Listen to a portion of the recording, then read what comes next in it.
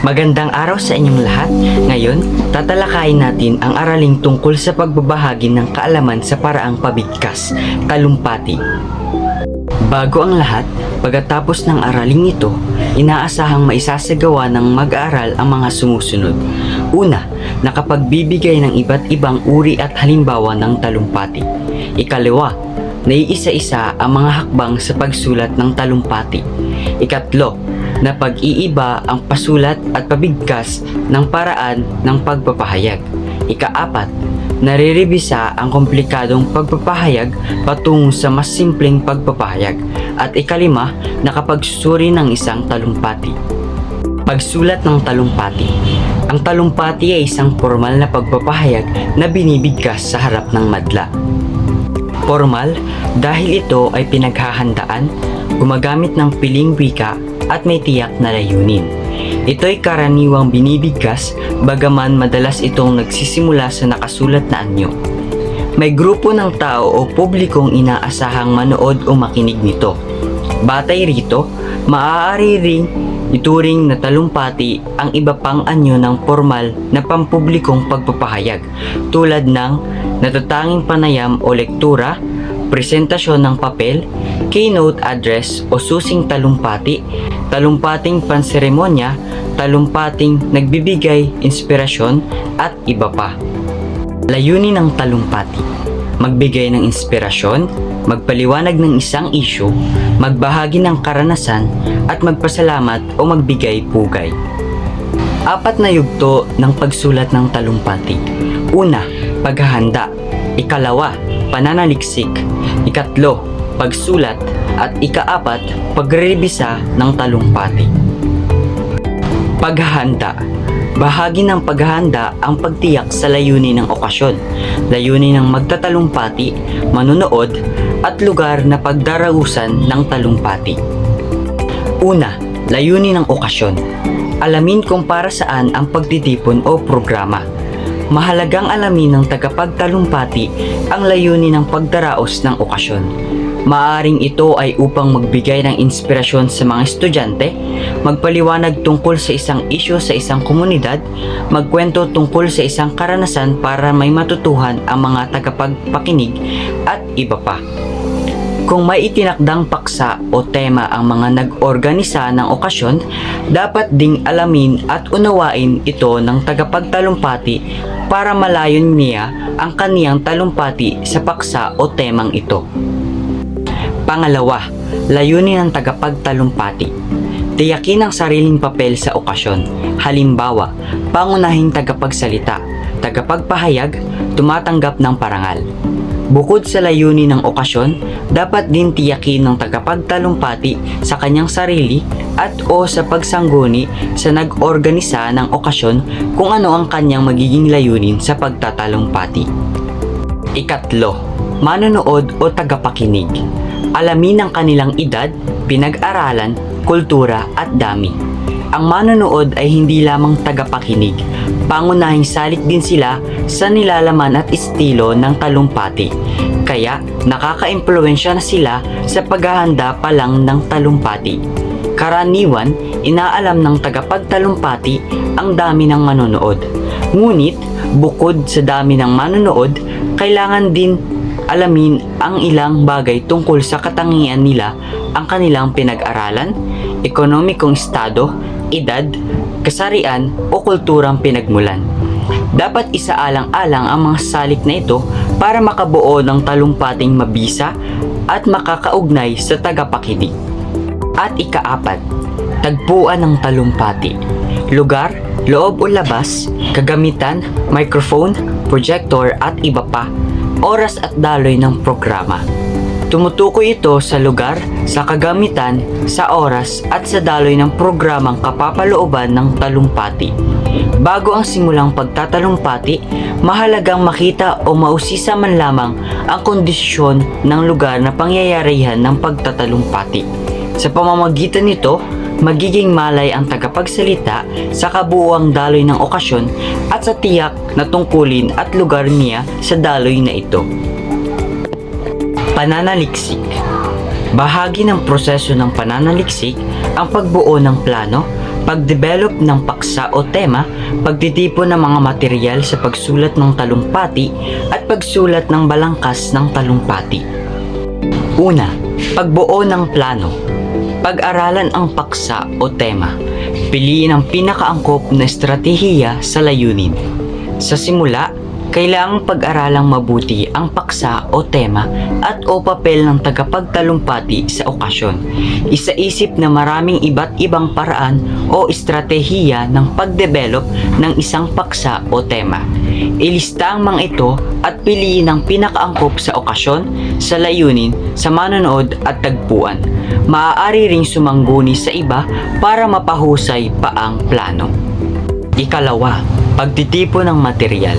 Mangalap ng mga impormasyon mula sa aklat, artikulo, panayam, pelikula, musika at larawan. Tipunin ang mga material na kailangan ayon sa nabubuong plano ng pagdevelop ng paksa o tema. Batay sa karanasan ng maraming manunulat, nandiyan na sa mismong oras ng pagsulat. At ikatlo, pagsulat ng balangkas.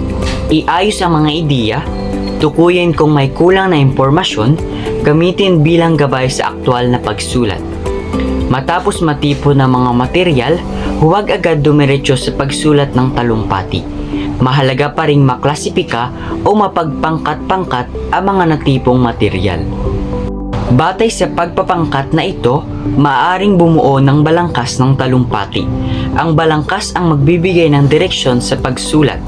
Kung wala ito, malamang na malunod ang susulat ng talumpati sa dami ng material at kasunod nito, magbunga ng isang maligoy na talumpati.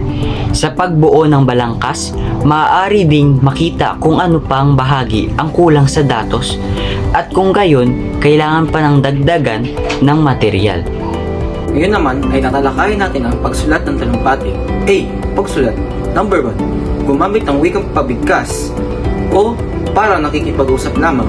Ang ibig sabihin dito ay para ka lamang gumagamit ng natural na wika o mga salita. Number 2. Gamitin ang simpleng estilo at iwasan ang mahabang salita at technical na termino. Ibig sabihin dito ay hindi mo siya kailangang pahabain ang mga salita upang maunawaan.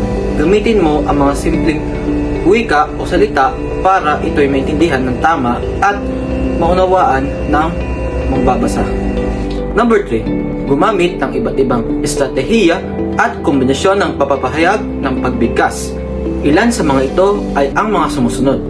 Paggamit ng matatalihagang pahayag o tayutay. Pagkukwento. Pagbibiro. Pagbibigay ng konkretong halimbawa. Paggamit ng paralelismo. Paggamit ng salitang pan-transisyon. Pagbibigay ng tatlong halimbawa para sa isang ideya. Number 4. Gumamit ng mga angkop na salita pan-transisyon. Ilan sa mga ito ang mga sumusunod. Una, ikalawa, ikatatlo, sa simula, pagkatapos, kasunod nito sa katapusan. Ito ang ating ginagamit para maidugtong natin ang ating mga salita. Number 5. Pagsisimula at pagtatapos. Introduksyon. Sipi mula sa akdang pampanitikan. Anekdota. Pangbangkit ng paksa o tema. Paglalahad ng layunin. Pagtatanong o tagapakinig. Konklusyon. Sipi o anekdota na nagbibigay diin. Isang kwento o isang halimbawa na nagbibigay diin sa isang punto. Paglalagom ng ideya. Isang buod ng mga pangunahing ideya o punto. Pagre-review ng mga layunin. Isang pagsusuri sa mga layunin na naaabot o hindi naaabot.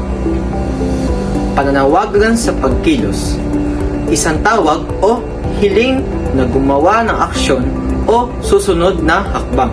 Ngayon naman, dumako tayo sa panghuli yugto ng pagsulat ng talumpati. Ang pagre-revisa ng talumpati ang huling yugto ng pagsulat. Dito, sinusuri natin ang ating gawa upang masiguro na malinaw, maayos at epektibo itong maipahayag sa harap ng madla. Hindi ito basta pagwawasto ng grammar lamang, kundi pagtiyak ng maayos ang daloy ng ideya at damdamin. Sa pagre-revisa, may tatlong mahalagang hakbang na dapat nating tandaan. Una, paulit-ulit na pagbasa. Ikalawa, pag-ayon ng estilo sa paraang pagbigkas. At ang ikatlo naman, ang pag-aangkop ng haba ng talumpati sa oras na ibinigay. Una, ang paulit-ulit na pagbasa. Kapag tapos na ang unang draft, kailangan itong basahin ng malakas, hindi lang isang beses kundi ilang ulit. Sa ganitong paraan, maririnig natin kung madulas ba pakinggan ang mga salita o may bahagi bang mahirap bigkasin. Kung may mga salita nakakabulol, iwasan na lang at palitan ng mas simple. Ang layunin dito ay mas maging natural at malinaw ang pagbigkas. Ikalawa, ang pag-ayon ng estilo. Dapat natin pakinggan kung may ritmo o musika ang daloy ng pangungusap. Mainam kung pinaghalo ang mahahaba at maiikling pangungusap para hindi nakakaantok pakinggan. At tandaan, ilagay sa dulo ng pangungusap ang mga mahahalagang salita para mas mabigyang diin sa pagbigkas. Ikatlo, ang pag-aangkop ng haba ng talumpati sa tinakdang oras. Dapat ay mas maikli ng kaunti sa ibinigay na oras para may palugit. Halimbawa, kung may 5 minuto ka lang, huwag mong punuin, baka kapusin o maipit sa oras. Sapat na yung malinaw, buo at makahulugang mensahe. Tumingin naman tayo sa table. Narito naman ang karaniwang tagal ng bawat uri ng talumpati. Ang panayam o lektura ay tumatagal ng 45 hanggang 50 minuto. Ang presentasyon ng papel mga 20 hanggang 25 minuto. Ang susing panayam ay 18 hanggang 22 minuto. Ang pagpapakilala sa panauhing pandangal mga 3 hanggang 4 na minuto. At ang mga seremonyal na talumpati ay 5 hanggang 5 minuto lamang. Sa madaling sabi, hindi kailangang mahaba. Ang mahalaga ay malaman at nakakaantig. Sa kabuuan, ang pagre-revisa ay hindi lang tungkol sa grammar o spelling. Ito ay tungkol sa pagpapalinaw ng mensahe, pagpapaganda ng daloy at pagtiyak na maiintindihan ng tagapakinig ang nais mong iparating. Ang talumpati ay may panlipunang gamit, kaya't ang bawat salita ay dapat may kabuluhan, may saysay at may pakinabang sa lipunan.